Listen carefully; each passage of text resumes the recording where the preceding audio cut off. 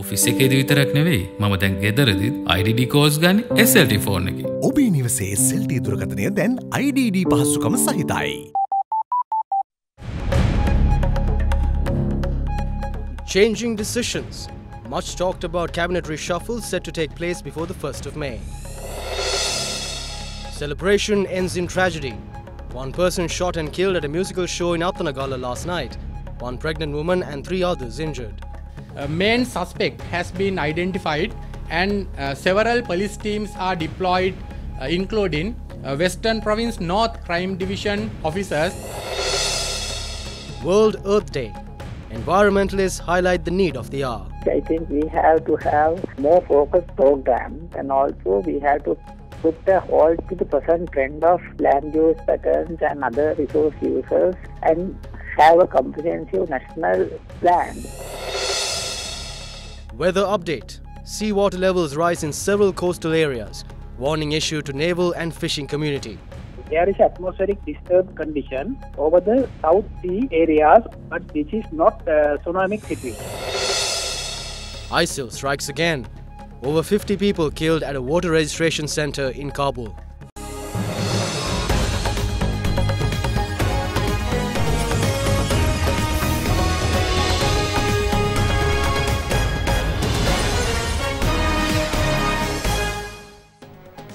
A very good evening, I'm Rinesh Bongsupa, first at 9. Now, government sources reveal that the proposed cabinet reshuffle will take place before the 1st of May. Minister Dr. Raja Senaratne and Minister Mahinda Amaravira in the meantime revealed that the United National Party and the Sri Lanka Freedom Party together will continue the government by appointing a new cabinet of ministers soon. It was reported recently that once the President, who is currently attending the Commonwealth Heads of Government meeting in London, arrives in the country tomorrow, a cabinet reshuffle will take place. Cabinet co-spokesperson Minister Dr. Rajitha Senaratne revealed that lately, the Secretary to the President and the Secretary to the Prime Minister are working on preparing subject ministries on a scientific basis. However, according to political sources, the final decision on the cabinet reshuffle will be made by the President and the Prime Minister tomorrow and the day after in discussions between them. A spokesperson of the government told Derana that the cabinet reshuffle will be done before the 1st of May. Ministers Dr. Rajitha Senaratne and Mahinda Amaravira revealed that the United National Party and the Sri Lanka Freedom Party will continue with the government together. We will take oath as a new cabinet with a new plan. There will be a new plan for the United National Party as well, and we will move forward with the two parties. As I said, we move forward with one leadership, one plan and one government, and we will go for the upcoming elections together. Before going abroad, the President informed 5 people, including me and Minister Dr. Amanugama, on preparing suggestions on the government moving forward. The President hopes to create a new agreement. We hope to establish a people-centric rule after reassessing mistakes of the past and go forward in a new way. In the meantime, several parties expressed views on the proposed cabinet reshuffle and the future of the national government. The cabinet reshuffle always gets delayed. The President said the SLFP reshuffle will be done when our reshuffle was done, but it didn't happen. Still, we are always in the same place.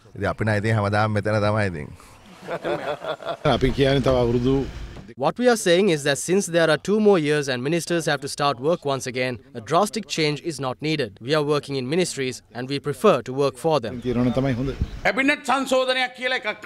There was a cabinet reshuffle. Then the no-confidence motion came and the government functioned with it. They are going to fool the people of the country once again, saying they are bringing another cabinet reshuffle and a change will be brought with the SLFP and UNP together.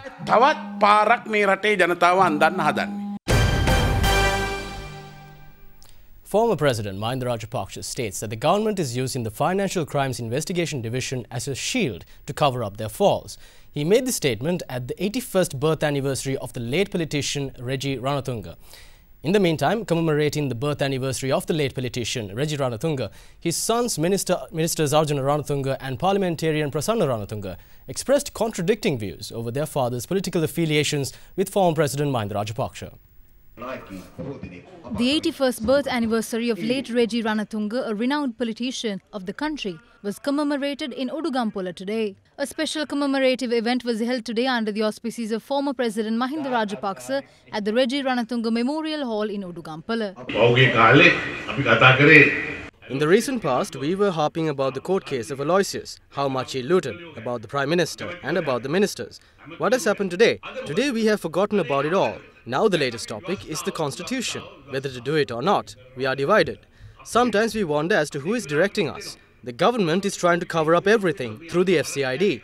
They have sent many individuals to foreign countries in search of my 18 billion rupees. They are travelling to various countries including Ukraine, Dubai, America and Australia, saying that statements are to be taken from various people, but Mahindran is still on the loose.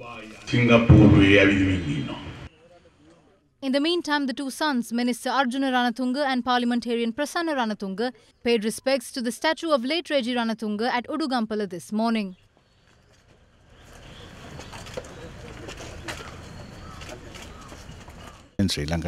He is a politician who took the policies of Bandaranaike forward by protecting the SLFP. He neither left the party nor did he try to divide the party. He protected the party together with the Bandaranaike family whenever problems arose. Mahinda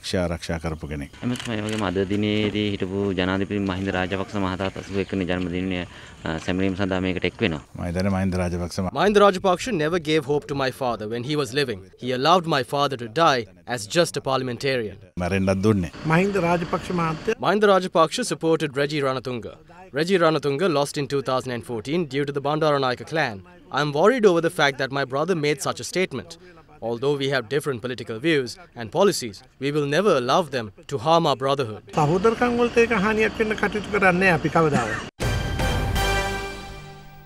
Former Justice Minister, UNF parliamentarian Dr. Vijayadasa Rajapaksa says that the Constitutional Assembly was really not for the benefit of the country and it had various interferences and influences.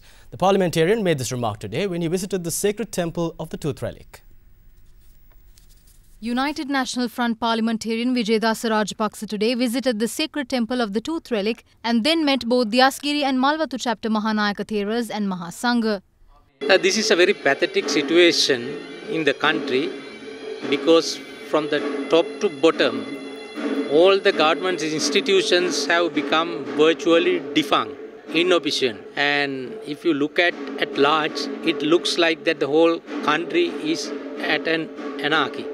When we commenced the Constitutional Assembly, we did it with a good intention, but as a result of subsequent development, which are seriously adverse to the interest of the country and too many interference and influence from various sources, the Constitutional Assembly is not really for the benefit of the country. And with the developing political scenario, it is certain that there won't be any new constitution to be adopted during the period of this parliamentary session. The parliamentarian also expressed his views over the present talks over the abolishing of executive presidency. That is an idea come from a mind of an insane. At a time where there are so much of political turbulence and political instability in the country, if somebody is proposing it, that his intention should be to have more and more destabilize the country and also to create more and more problem in a way where the country will be ended up in a situation of an anarchy. UPFA parliamentarian Dr. Bandula Gunawardana claims that he is suspicious if Sri Lankans will benefit the same way the Singaporeans will benefit after the planned free trade agreement with Singapore is signed. The parliamentarian, who represented the joint opposition, made this remark today in a media briefing in Colombo. In 2016, former Finance Minister Ravi Karunanika went into an agreement with the International Monetary Fund. There are several major conditions and Cabinet of Ministers approved it. The new Inland Revenue Act was prepared according to that agreement. A new tax was also introduced accordingly. The Exchange Control Act was changed. Whether we like it or not, a price formula on petroleum will come. This is not a conspiracy by anyone. We have to tally our prices with the world market. It says that in the agreement and we have to follow it. The price will go up. The same fact will affect all other services related to petroleum. The country has to implement these guidelines if we want the next installment from the IMF. Unless we adhere to the agreement, a negative message will go to the world. Then we have to face bad financial consequences internationally. Meanwhile, the government also hopes to go for a free trade agreement with Singapore. All basic discussions have been finalized. That is not only for the goods, but also the services. We heard that doors will be open for a number of new avenues. The issue is, some economic experts have noted that the concessions which Singaporeans are to receive in Sri Lanka will not be available for Sri Lankans when they are in Singapore.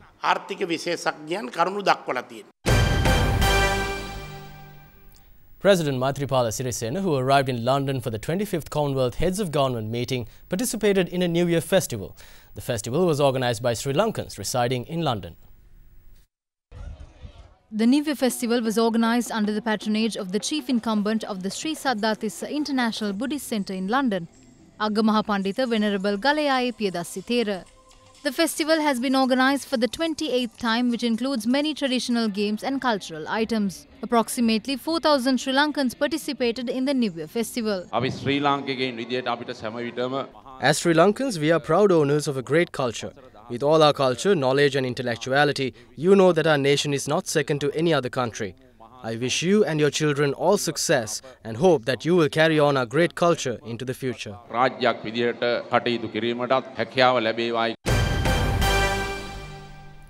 Now the seawater levels in the stretch from Kahawa Junction to Godagama, Telwatta and Thotagamua as well as Hirawatta in Ambalangoda have risen to road levels. Speaking to First at 9, Director General of the Meteorology Department, Sarath Premalal, confirmed that the rise of seawater levels is not due to a tsunami but due to rough sea conditions. The Department of Meteorology states that the probability for rough seas in the provinces of western, southern and eastern coastal areas due to intermonsoonal conditions are high. The department also confirmed that the rising levels of the sea cannot be counted as a tsunamic situation, but due to rough seas. There is atmospheric disturbed condition over the South Sea areas of the coast of south of Sri Lanka. Due to this situation, wave height can be 2.5 to 3.5 meters. It is not a big issue, but some water can be inundated over the set coast areas, but this is not a tsunamic situation. Accordingly, these weather conditions were reported in many areas of the island, including Galle, Tangol and Trincomalee, as sea levels rose to road levels in some places.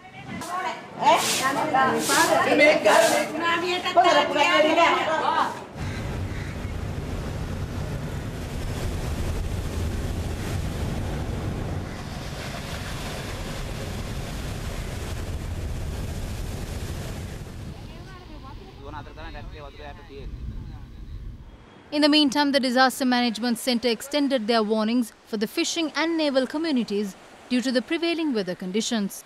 As per the Meteorological Department, today also they have extended the warning of the possibility of strong wind and sea surge from Puttalam to Batticlaw via Kalutara, Galle and Hambantota areas. So fishermen still to be advised refrain from fishing from Puttalam, Gampaha, Colombo, Kalutara, Galle, Mathara, Hambantota and Ampara and Batticlaw. People who are close to the beaches are also advised to be very vigilant with the expected sea surge conditions around the country. There are several sea surge incidents being occurred and seawater came into the land area. All the Triforces police been informed with the situations to be standby, and there are no any other damages being recorded so far because of that strong wind and the sea surge condition. But all the disaster management units been completely deployed in 24-hour system. 117 call center number is still open. One person was killed and 4 others sustained injuries during a shooting incident which took place near the Attanagalla temple last night during a musical show. Police spokesman SP Ruwan Gunasekara said that the main suspect has already been identified and several police teams have been deployed to arrest him. A man was shot at a musical show which had been organised at Attanagalla after a New Year festival. The victim had taken part in lighting the oil lamp at the opening ceremony of the musical show and had been shot when he was about to leave the premises. 4 others were also injured in the shooting and all 5 of them had been rushed to the Watupitiwala hospital. According to the police, the victim was pronounced dead upon admission. He has been identified as 37-year-old businessman M.A. Ratnadeva Priya, a resident of Heyantuduwa. One of the injured was a pregnant mother. The police say that the main suspect has been identified and several police teams have been deployed to arrest the culprits. A shooting incident was reported last night from Attanagalla in Nittambuwa police area. One death reported and 4 individuals injured. A main suspect has been identified and several police teams are deployed, including Western Province North Crime Division officers under supervision of ASP. Now, last Sunday, Sri Lanka, New Zealand and Vanuatu joined the United Kingdom in the Commonwealth Clean Oceans Alliance, which aims to tackle marine plastic pollution through a global alliance of Commonwealth states. The UK government pledged £61.4 million, out of which £20 million will be used to curb plastic and other environmental pollution generated by manufacturing in developing countries and prevent it from entering the oceans. But how effective has Sri Lanka been in combating the use of plastic in our day-to-day lives? As we celebrate Earth Day today, Deputy Director of the Central Environmental Authority, Upali Indraratna, says that under the program's worked off to reduce the use of polythene and plastic, the polythene and plastic waste has decreased to 65 metric tons from 115 metric tons. People around the world celebrated Earth Day 2018 under the theme End Plastic Pollution.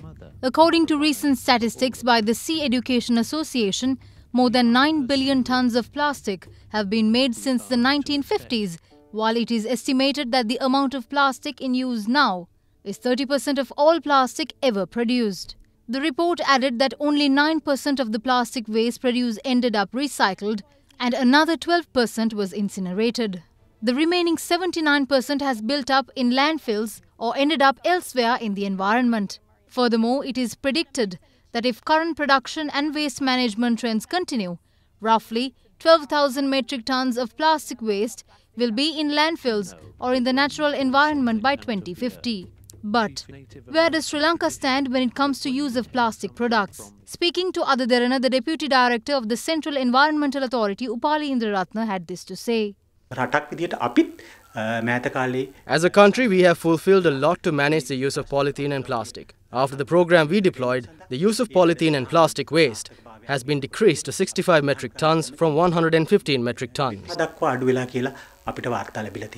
Meanwhile, senior environmental lawyer Jagat Gunawardena said that further work is needed to encourage national programs to raise awareness in protecting the country's fauna and flora. The importance of the Earth Day has now gone down, with many people instead celebrating the World Environment Day. But when you take the issues into consideration, having a theme for a day is not adequate, because we have to consciously work together to prevent and control certain problems. And therefore, having a theme for a day and speaking on that particular theme on that particular day, or trying to do something on that day itself and forgetting it the next day, is not going to be helpful. I think we have to have more focused programs, and also we have to put a halt to the present trend of land use patterns and other resource users and have a comprehensive national plan.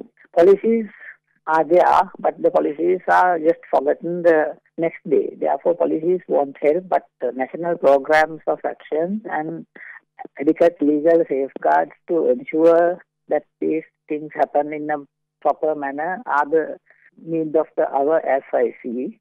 And in that sense, I think we have not taken adequate steps in the right direction. The Deputy Director of the Central Environmental Authority, Upali Indraratna, requests the public to further decrease the polythene and plastic waste in the country.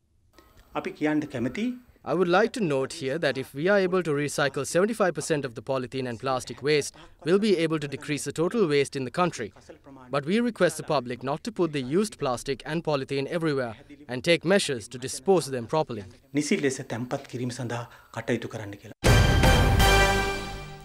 A Pakistani couple had been arrested over the possession of 40 million rupees worth of heroin at the Bandaranaike International Airport today. The heroin stock had been transported from Karachi to Sri Lanka inside the suitcases of the arrested. 4.218 kilograms of heroin had accordingly been retrieved during a routine baggage inspection. Let's now take a look at some other stories from across Sri Lanka. The Haggala Botanical Garden has come under environmental threat due to littering by those who visited the site during the festive season. Scenes from the site show the extent of rubbish people have thrown around. An outbreak of hoof and mouth disease has been reported among elephants and tuskers in several national parks, including Kaudulla, Minneriya, Somawathiya and Girithale. According to wildlife officials, the elephants have caught the disease from cattle sent illegally for national parks for grazing. Schools will commence their second term from tomorrow. The first term ended on April 6 for students in Sinhala and Tamil schools, and they will begin the second term tomorrow. The first term in Muslim schools ended on April 11th and commenced their second term on April 18th.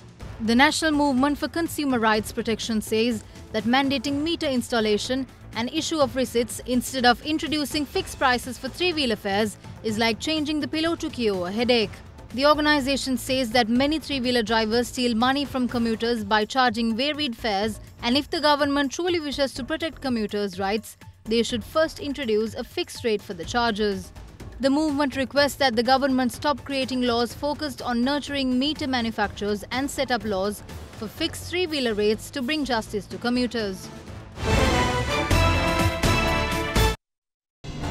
are watching Sri Lanka's award-winning news channel, Derana 24/7.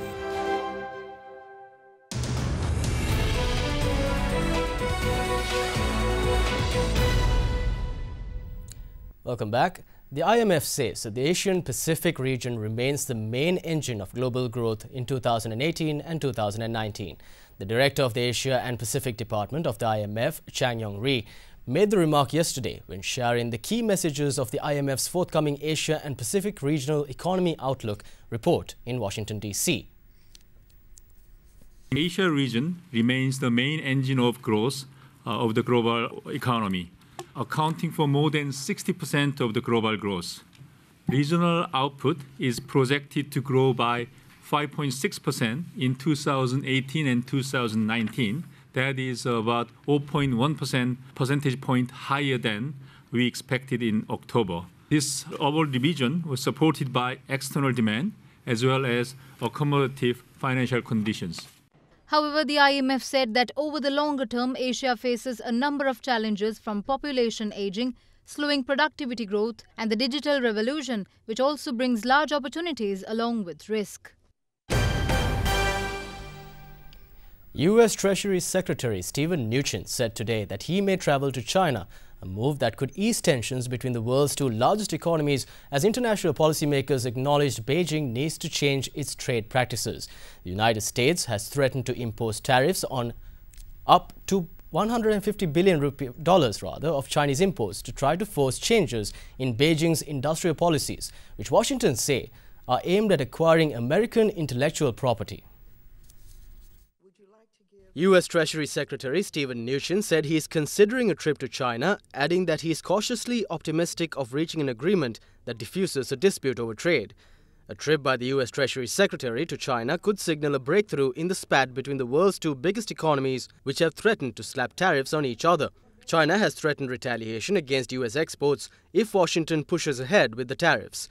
The row, which comes as the world economy records its strongest growth in years, cast a pall over the semi-annual gathering of the world's finance officials. IMF Managing Director Christine Lagarde warned this week that a US-China trade war threatened to damage confidence, investment and growth. She told a news conference yesterday that there would be no winners from such a conflict. Analysts expect local buying interest to pick up over the course of the week with increased market activity. During the week, the ASPI gained 0.88%, while the S&P SL20 increased by 0.06%. The average daily turnover for the week was down from last week to 259 million rupees. Let's now cross over to Achyutan Srirangan from First Capital Holdings with your weekly forecast for the upcoming week. We saw the market rallying up to the midweek due to the positive news on the sovereign bond and falling interest rate in the bond market. However, indicator slowed down toward Friday. Local buying interest to pick up ahead of the earnings season. However, foreigners are likely to be actively on premium driven by the bargain hunting stock. Despite lower volumes, we expect activity to dominate by the blue chips counters.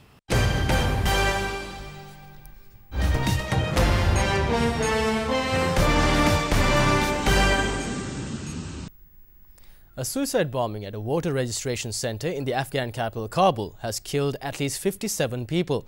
The blast occurred in the Dusty Baki area of western Kabul, where many of the country's Shia Hazara minority reside. Among the victims were many women and children. A suicide bomb attack at a voter registration center in the Afghan capital Kabul has killed at least 52 people. The dead include 21 women and 5 children, and a further 112 people were said to be injured in the blast, which hit a crowd waiting at the entrance to the center. The Islamic State group has claimed that it carried out the attack via its Amaq news agency. The Amaq report said that a suicide bomber wearing an explosive belt targeted the center, which is in the Dusty Baki area of western Kabul. Voter registration began this month for legislative elections, which are due to take place in October. There have already been at least 4 attacks on such centers since voter registration got underway.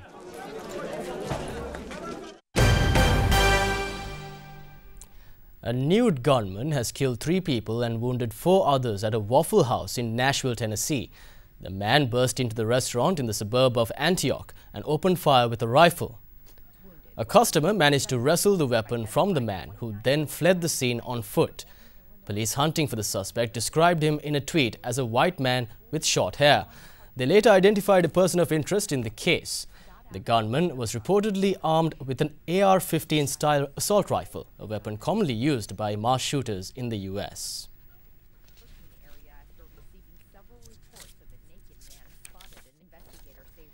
The Organization for the Prohibition of Chemical Weapons said that chemical weapons experts finally collected samples in the besieged Syrian town of Douma yesterday after waiting for days to access the site of a suspected gas attack. The group said that a fact-finding team visited one site in Douma and collected samples to help determine whether banned substances were used in an April 7th strike. International chemical weapons experts have finally inspected the site of a suspected attack near Damascus, which caused an international crisis. The team from the Organization for the Prohibition of Chemical Weapons travelled to the town of Douma and collected samples and other items. In a press release, the OPCW said its team had visited one of the 2 sites reportedly bombed in Douma on the 7th of April.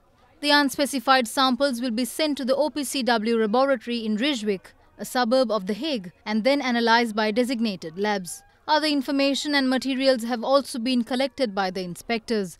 Last week, Western states bombed several Syrian government sites in retaliation for the suspected attack on 7th of April.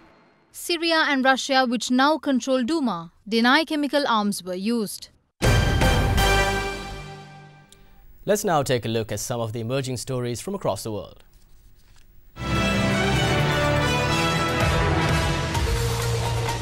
"17 people drowned when 2 dragon boats practicing to race on a river in China overturned. The accident happened in an area where 2 flows of the river converged, causing a powerful current, and most of those who went into the river were not wearing life jackets. Nicaraguan President Daniel Ortega said yesterday that he was ready to consider changing an unpopular social security overhaul that has sparked days of deadly protest and one of the biggest crises of his leadership. At least 6 people have died since Nicaraguans began demonstrating last Wednesday against the changes that increase worker contributions and lower pensions in an unusually direct challenge to Ortega. Britain's Queen Elizabeth attended a star-studded special concert yesterday as the world's oldest and longest reigning living monarch celebrated her 92nd birthday. Queen Elizabeth was born on April 21, 1926 and became queen in 1952 at the age of 25, meaning she has now reigned for more than 66 years. An old, deaf and partially blind dog named Max kept a lost 3-year-old girl safe for over 15 hours in rugged bushland in Australia yesterday. For braving the elements and keeping the young girl safe, Queensland Police declared Max to be an honorary police dog.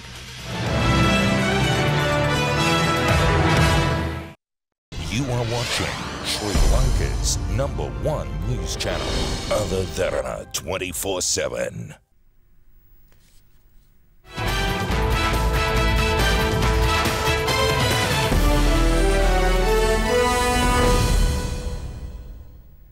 Welcome back. The Inter-School Rugby League is currently underway. St. Peter's College beat DS Seranayaka College, while Zahira College beat Candice Dharmaraja College yesterday. Colombo's DS Senanayake took on St. Peter's College Bambalapitiya in yet another match in the Inter-School Rugby League yesterday. St. Peter's College won the match 43-7 effectively, putting them on the top of Group B in the tournament. Meanwhile, Kandy's Dharmaraj College took on Zahira College Maradana yesterday at the Zahira College grounds. Zahira College beat Dharmaraj College comprehensively to end the match on 26-8.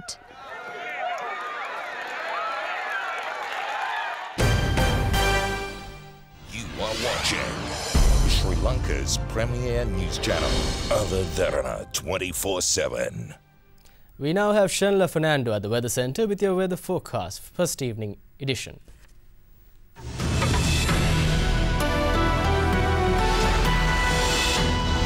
A very good evening and welcome to Forecast First. Your temperatures for tomorrow are to vary between 20 and 33 degrees Celsius, with the lowest expected in the Central Hills. A low pressure zone is set to form from the Kandy district and will gradually disappear. Well, sunny weather is forecasted in the areas of Jaffna, Batiklo and Kalmune, but in the areas of Anuradhapura, Kandy, Colombo, Galle and Mathura as well as Hambantota will, however, experience showers with thunder showers also expected.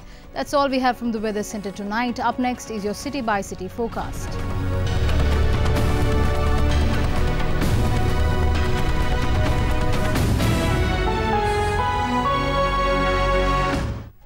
Well, that's all we have tonight. But before we go tonight, we would like to take you to the famous Wang Fujing shopping street in China's capital city of Beijing. This luxurious shopping street consists of shopping malls and stores that consist of products which belong to many international brands. However, tonight we are showing you how this street is also famous for its exotic food items. The snack street of Wang Fujing has delicacies such as fried scorpions, cockroaches, snakes and other food items that many of the local and international tourists try just for the experience. We hope you enjoyed these visuals. See you tomorrow. Good night.